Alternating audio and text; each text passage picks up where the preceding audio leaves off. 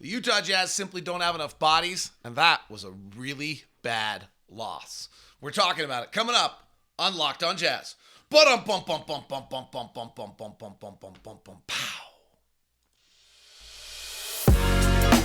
You are Locked On Jazz, your daily podcast on the Utah Jazz.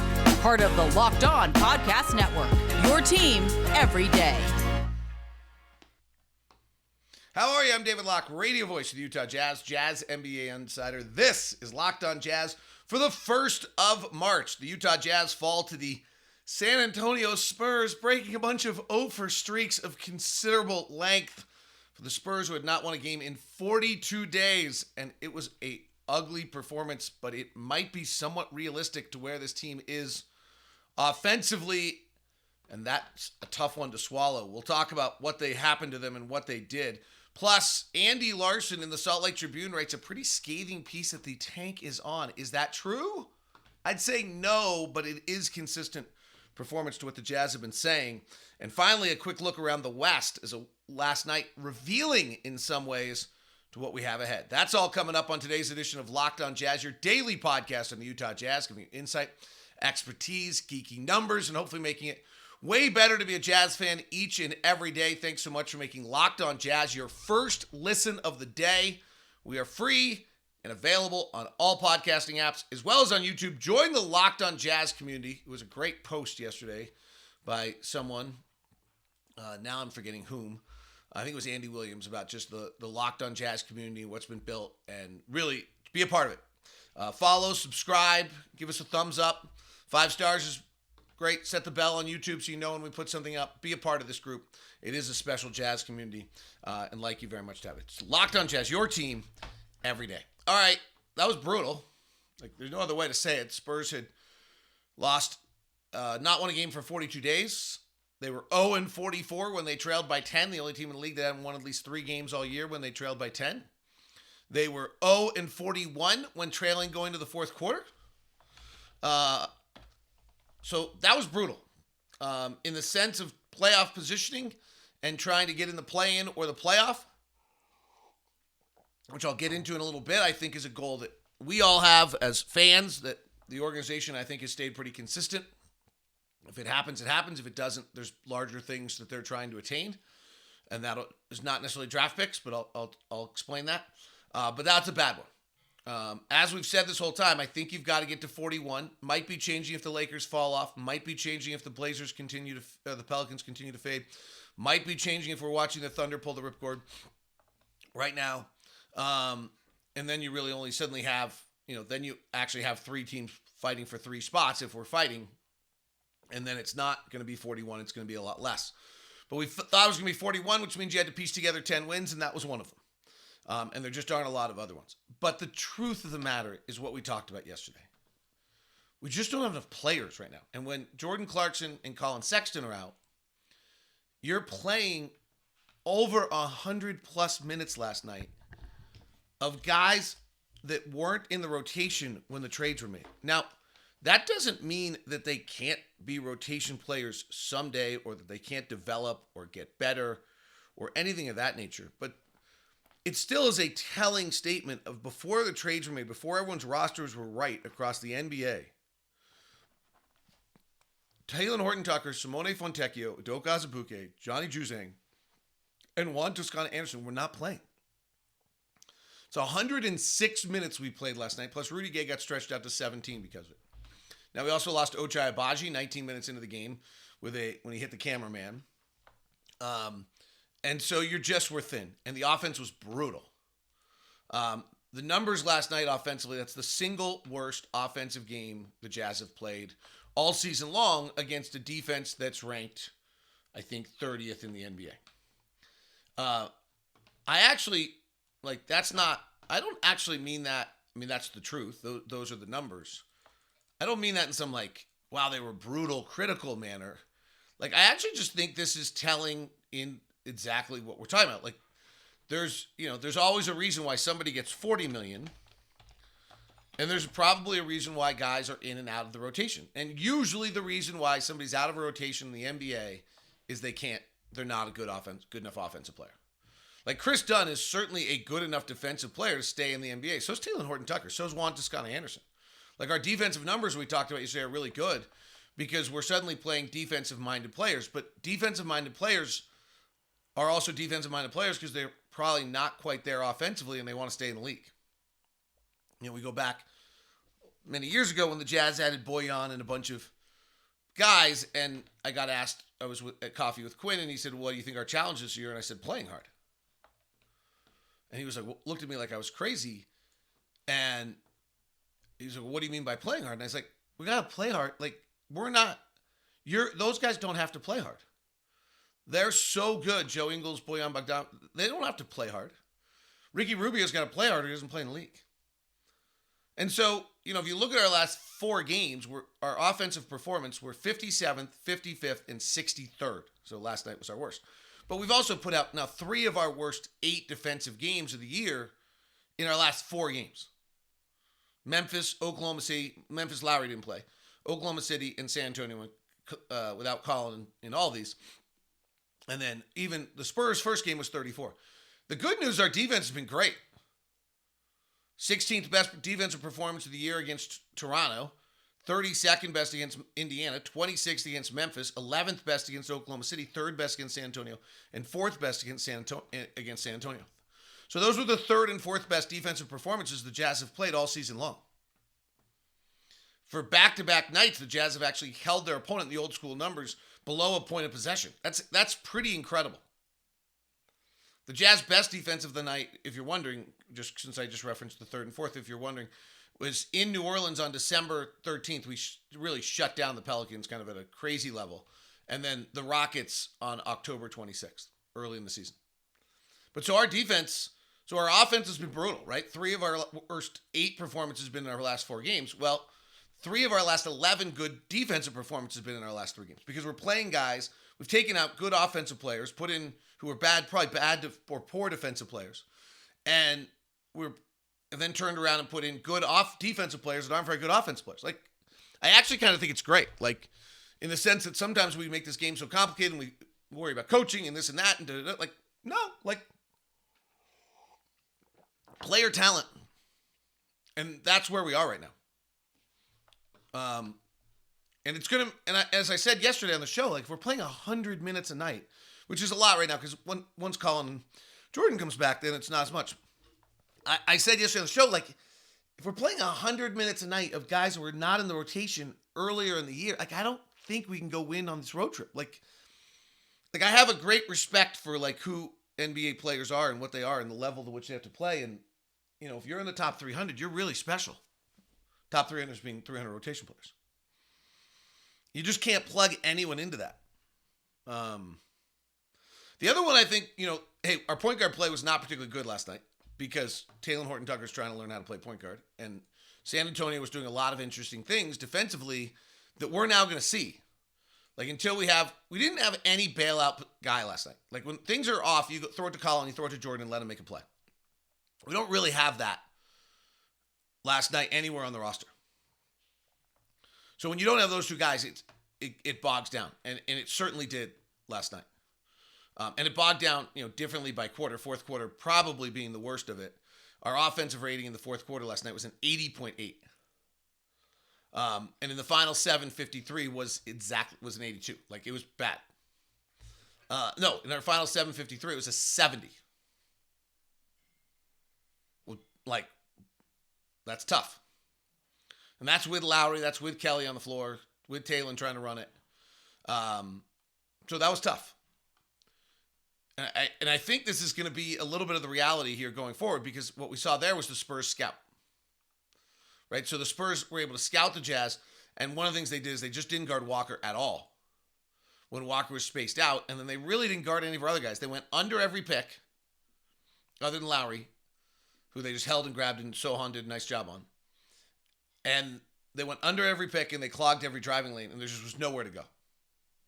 And I think, you know, the way this league works is scouts watch the last 5 games. They've now got this Spurs game there. Like, okay, well, we've probably got better talent. We're probably longer. We're going to go do that. And in turn, the Jazz started playing one-on-one basketball and not passing the ball at all. And because it's hard. Because when you're that clogged up, it's really hard to do that. But we had 1 assist on 5 of 20 shooting in that quarter, 2 of 7 from field. So Kelly Olynyk goes to the free throw line 4 times, kind of playing one-on-one Kelly Olynyk ball. It's just not a great scenario. So that was brutal. That was tough. But it also just might be a reality. The question is, have they started the tank? My answer is no. They are consistent to what they've said all year, and I'll explain that as we continue. Today's show is brought to you by our friends over at Intercap Lending. Steve Carter's our guy over at Intercap. Intercap's been a longtime sponsor of the Locked On Jazz, and it is my great pleasure that Steve Carter has been a longtime loan officer for the Utah Jazz, because there has been nobody that has had more consistent influence on our listeners and given them better customer service than Steve Carter. If you're looking for a loan right now in this kind of funky market, there's a bunch of things going on at Intercap Lending that are great. FreeFi is one of them, in which you can refi anytime in the next 2 years, and they will not charge you any of the refinance fees. The other is Steve Carter will take you through all your options. He'll give you an absolutely fabulous experience, I promise. Email me at dlock09@gmail.com, and I'll set you up with Steve for that and get the meeting going. If not, you don't want me to be involved, feel free to just reach out directly to Steve, but make sure you tell him you're Locked On Jazz so you get the corporate discount. 385-800-8528. That's 385-800-8528. Intercap Lending, NMLS number 190465. For more information, visit Intercap Lending. Today's show also brought to you by our good friends over at FanDuel. FanDuel, make every moment more. NBA season's getting interesting, and we have the no sweat first bet up to $1,000. Bonus bet back if your first bet doesn't win. Just download the FanDuel app. It's safe, secure, and super easy to use. FanDuel's got all the fun little props, odds, things to make it more interesting for you as the game goes on. You can do exclusive bets like 2 3-pointers scored in the first 3 minutes, or super fun things with your friends, and get it all going. Plus, FanDuel even lets you combine your bets for a bigger chance to pay out with the same game parlay. So don't miss this chance to get your no sweat first bet up to $1,000 in bonus bets. FanDuel.com/lockdown. That's FanDuel.com/lockdown to learn more. Make every moment more with FanDuel, an official sports betting partner of the NBA and the official sports book of the Locked On Podcast Network. Thanks so much for making Locked On Jazz your first listen today. For your second listen, go grab the 22-minute rundown of all things sports. Locked On Sports Today, updating you everywhere you need to be. Standings sit with the Wolves with their win last night at 32-32. They won in LA. That's a big win for them. The Jazz are at 31-32. The Pelicans, who've lost 4 in a row and a massive amount recently, are 30-32. The big change up top was the Mavericks lost again last night, and we'll talk about that in a little bit. The Warriors have won their 3rd straight. Durant comes back tonight, so we'll talk about all this. All right. Andy Larson wrote a, I thought, scathing piece in the Salt Lake Tribune today that the Jazz have started the tank. First of all, by record, we're 31-32. The Jazz haven't tanked this year. And we can all have a discussion of whether they should have or they shouldn't have. Like, that's actually, I think, a legitimate conversation of what actually is your best long-term management of your rosters, whether you should try to win or try to lose. It's a terrible thing, and the NBA has tried to shorten it, and then there's a cultural thing. It's really a fascinating discussion. But the Jazz have yet, if the Jazz wanted to tank, first thing is they could have traded Jordan Clarkson for a second-round pick, or multiple. They could have traded Kelly Olynyk for multiple second-round picks. They really could have done it. Like, if the goal was for the final 20 whatever games after the trade deadline, 25, to go 2-23, they could have done it. Instead, they traded Jared Vanderbilt, Malik Beasley, and Mike Conley, 3 players that probably weren't part of the long-term solution, for a first-round draft pick from the Lakers, lightly protected. Like, it seems like a really good trade. They have not made a single move in the season in which they have done it for the sake of trying to dictate an outcome. So the idea to me that they suddenly started that on February 28th with limited to no benefit, frankly, at this point, like, I'm not sure what, like, I guess if we lost every game the rest of the way, we probably could get to 5th. That would be a pretty big benefit. Maybe. That would be catching Orlando 5 games later, but maybe. So that would be a big benefit. Like if we go 0-18 the rest of the way, probably have a fairly significant draft position benefit. Are we doing it? I don't think so. And here's why. Colin Sexton's hurt. He has a hamstring injury. This is kind of exactly, if you listen to me, when Colin Sexton's hamstring went down, I actually wondered if it was the season. Like, he just had a second straight hamstring injury, one on each side. We got to figure out what's going on. He's coming off a knee injury that Will Hardy has said numerous times in press conferences. The most important thing is the 12 months following that knee surgery, get him out of here healthy. I'm not, I didn't expect to see Colin back from the day he got hurt. Jordan, I will tell you, I asked around yesterday, and the answer said it's a significant injury. Like, probably doesn't need surgery, but to be considered was what someone said to me. So, you can decide. This is one of those classics. Like, you just decide what you want to believe. Like, I do work for the team, but I'm not on any team mission here. I'm not getting any edict. So, Colin's hamstring, like, that makes sense to me. I haven't talked to Eric Phillips or anyone, but I did ask about Jordan last night. I was like, what's up with this? Like, is this just kind of a, no, like, that's a real issue. It was taped the night before, if you actually looked at it during the game, and it's significant. Probably doesn't need surgery, but it's messed up. Okay. 2 other comments that have been made this season, one by Will Hardy, one by Justin Zanuck, I think. Might have been Danny Ainge, but it was an Ainge-Zanuck press conference. I went through my notes and found it. Both of which, when were said, I highlighted as like, oh, that's an important comment. The first one that was said by the front office crew, either Justin or Danny, I apologize, my notes didn't show it well, at the end of the year, we're going to know about our players. So a little bit of, hey, at the end of we never really knew about Jared Butler. Like, I think we're probably right. But Jared Butler really never got enough time under Quinn, partially because where the team was. So that's not 100% where the team was, to know whether he actually could really play in the NBA. And then it became decision time, and you let him go, and you weren't sure. We're going to make sure we know. So Udoka Azubuike is not under contract for next year, but the Jazz could re-sign him for his exact same number and bring him back if they want to. Like, he's not going to have a market. So if the Jazz think there's something where he can actually play and they want to see something, this is the time to do it. Simone Fontecchio has another year on his deal, but you got to know whether he can play or not. Johnny Juzang has been on a 2A roster the whole year. Here's an opportunity when suddenly everyone's hurt. Let's go find out. Let's get a little bit of sample size and knowledge. Probably that one's the least important of the 3. So why did Udoka Azubuike play over Damian Jones? I'm 100% convinced that Damian Jones would give us a better chance to win. I 100% convinced.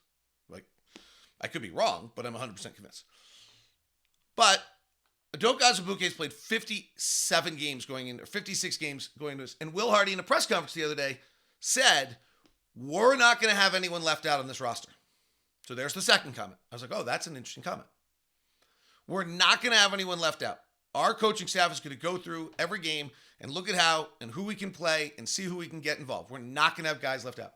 So if you look at what the Jazz did in the 2 games against the Spurs, Udoka Azubuike tried to match the minutes of Charles Bassey. Charles Bassey is a big who's not stretching the floor, who's not leaving the middle, who just plays a power game down low, and Udoka Azubuike tried to play the best he could against Charles Bassey. Now, in the second quarter of the first game, he got matched up a little bit with Zach Collins on the floor as well, and then Keita Bates-Diop came back in the game and maybe relieved that a little bit. But that Zach Collins matchup is not a good one for Udoka Azubuike. But Charles Bassey is one where you're like, okay, if Udoka Azubuike is going to be able to find a role in the NBA and be able to play, that's the type of guy he's going to play against. Let's see how he does. And frankly, on the first night when Azubuike's matched up against Charles Bassey, the Jazz were +8 when those two were on the floor matched up, I think it was. It was when he suddenly has to go roam around and move, it's not a great matchup. And that's, okay, we knew that, but it's reconfirming knowledge. I don't have last night, but it felt like the Jazz tried to do the same thing last night where you've decided in the coaches meeting 4 days ago, hey, this is a matchup where Udoka Azubuike can play. Not all the bigs are stretched out and on the floor. Now, if the bigs are going to go out on the floor, Damian Jones is going to play. Okay. Simone Fontecchio. Like, we got to find out. Right now, here's a guy who's a career-long good shooter in every stage of his career who right now cannot make a shot. It's sad, actually. It's hard to watch. Like, the poor guy is scuffling brutally. But let's find out. And if you kind of look back to February 8th with the trade deadline, he's getting time. He suddenly played 8 games. He's playing 17 minutes a night. He's shooting 25% from the floor and 13% from three. So you can decide right now that he'll never play in the NBA. That you can decide. Okay, I've seen 8 games at 18 minutes. He's done. We're done. Or let him try to work through it, because the things that are most important to the franchise are longer term issues than whether we make the play-in or the playoffs. Is that tanking? I don't think so. It's, I think, super consistent to everything the Jazz have said all year long. There were just not decisions that were being made this year, frankly, to dictate outcome either direction, losses or wins. The front office had said, we are going to know. So this is an opportunity to know on Simone Fontecchio. This is an opportunity to try to know on Udoka Azubuike. The last 2 nights, the sample size for both of them is not good. Like, you're finding out. It's an opportunity at this point to find out if Talen Horton-Tucker can play point guard, because if he's not a good shooter, that's how he's going to survive in the league. He has to play with the ball in his hands because that's his gravity. And Johnny Juzang over Juan Toscano-Anderson, yeah, that's trying to find out. Juan Toscano-Anderson has a better resume. He's probably a better player. But Johnny Juzang's been on the roster all year long, been a 2. Give him a night. Give him a chance. Let's see. Let's find out and see. He's done a nice job in the G League to stretch his game out. He was a exclusively mid-range player at UCLA after a single year at Kentucky. Did not shoot a lot of threes. Shot 35% of those, but was really kind of known as a mid-range maven. And so he's trying in the G League to stretch his game out. Last night, he went 1 for 4 from 3, 1 for 5 overall in his NBA debut. Like, a dude missed 2 free throws, and he's like a career college 85% free throw shooter. He missed 2 free throws. He might have been nervous. Are we just going to decide, no, we're going to give him another chance? Let's find out. So the 3 things that the front office and the organization has said all season long are everything's actually is for long-term decision-making.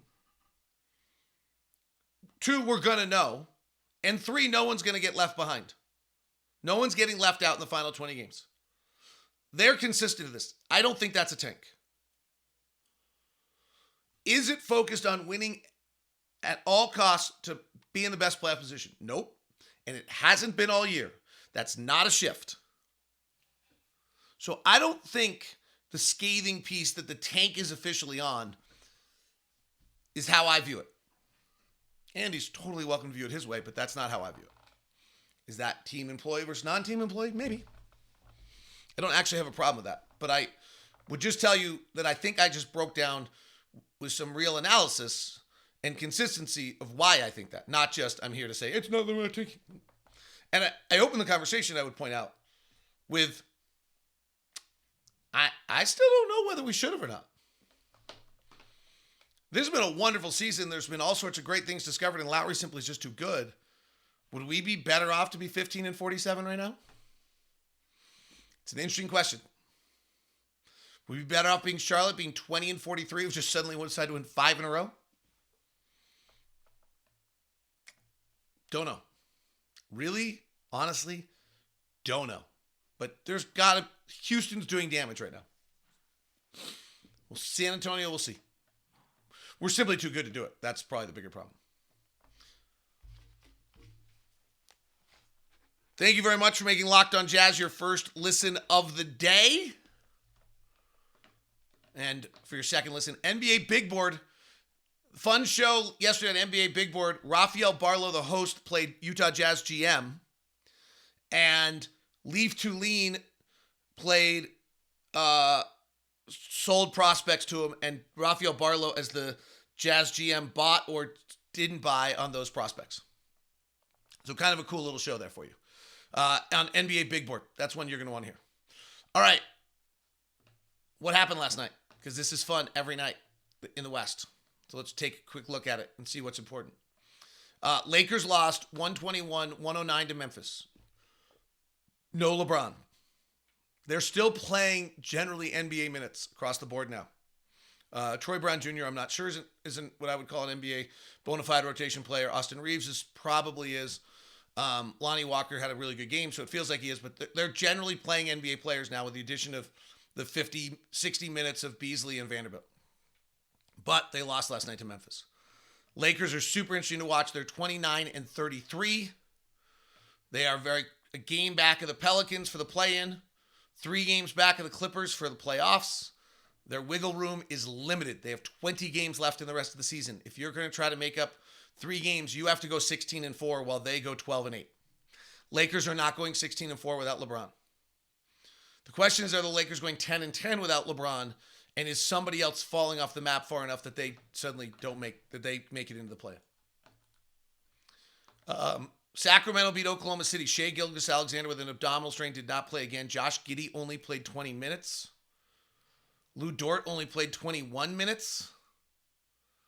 What is going on in Oklahoma City? There was a YouTube factor to that. I don't know, but worth watching. Dallas is now 1-4 when Kyrie and Luka play together. Their only win against the Spurs. They're too small. I did a late game watch on them the other day. They're just so small. They got Maxi Kleber back, which is important, but Reggie Bullock is basically their power forward who ended up guarding Kawhi Leonard and Paul George on all these possessions and just got manhandled. They really missed Dorian Finney-Smith's defense. I have not watched the Dallas-Indiana late game. I will tonight and have it for you tomorrow. But that is fascinating to me. It's not a Kyrie-Luka problem, though I don't think Kyrie and Luka are helping each other out to get better yet. But it is, they're just too small. Golden State was getting thumped by Portland. They were down by 22 in the second quarter. They came back and won by 17. And the vibes afterwards were golden. Steve Kerr talked about things being built inside the locker room. Steph Curry and Andrew Wiggins coming back around the corner. The Warriors at 32-30. Give them credit playing without these guys. They may turn out to be the favorite in the West before we're done, just in 100% disrespect to everything Denver's done. It was just way better than everyone else. At some point, we just have to christen them. Portland's going for it, but that's just a bad loss last night by Portland. Dame had 25. Like, do they need him to score 70 to win? It's kind of an interesting concept. They're playing Cam Reddish. They're playing Maurice Thybulle. Yusuf Nurkic is out. Portland is kind of the team hovering here at 29-32. They're a game back from the Jazz. They've won only 4 of their last 10. And they're trying with everything they got to get into the plan. Final one of the night last night was Minnesota with a really good win over the Clippers. Clippers are now 16-13 when Kawhi and Paul George play. Kawhi played 39, Paul George played 35. Why someone signs Russell Westbrook and plays him 28 minutes and starts him, I have no idea. I love the Clippers front office. I think they've done amazing things. I love how they draft. I love what they've put together. I love their pickups. All these little moves they've made I think are so good. I have no idea why they've done this. It can't benefit them. It can't. Mike Conley had 7 assists, still 6 points. It's just offense is just, it's like Mike Conley's offensive game might be over. Like, it's interesting to watch him go to another team and just not be able to materialize any offensive game. He had these moments for us, but I mean, the guy is so awesome and he's 35 years old. Like, at some point, it's like, he's shooting 36% in Minnesota from the field and from 3 and averaging 8.5 points a game in 6 games. I just don't think he actually gets shots off anymore, which is too bad, unless someone's dishing to him and that team doesn't pass as much as the Jazz. It's all right. It's a great career. All right. That kind of wraps us on the watch and all the rest. I'll do some late game watching. We'll preview the road trip tomorrow. Never know what I might stumble upon. I have a fun little passing thing I worked on the other day of where guys turn the ball over from when they throw passes. It's kind of interesting.